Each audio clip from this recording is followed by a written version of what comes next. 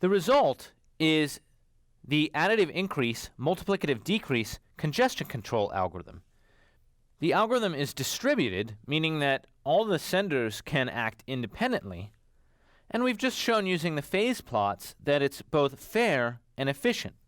To visualize this sending rate over time, the sender's sending rate looks roughly as shown. We call this the TCP sawtooth behavior, or simply the TCP sawtooth. TCP periodically probes for available bandwidth by increasing its rate using additive increase.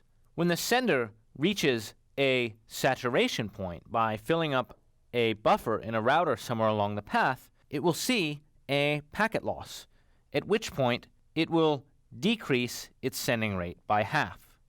You can thus see that a TCP sender sends at a sending rate shown by the dotted green line. That is halfway between the maximum window size at which the sender sends and half that rate which it backs off to when it sees a loss.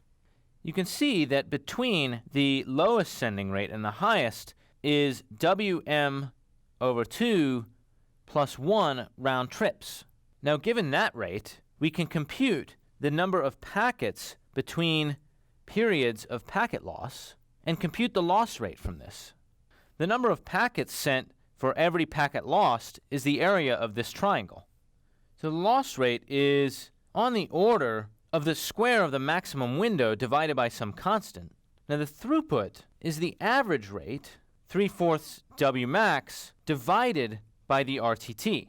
Now if we want to relate the throughput to the loss rate, where we call the loss rate P and the throughput lambda, we simply need to solve for Wm, and I'm just going to get rid of the constant. So a loss occurs once for this number of packets, so the loss rate is simply 1 over that quantity. And then when we solve for Wm and plug in for throughput, we see that the throughput is inversely proportional to both the round trip time and the square root of the loss rate.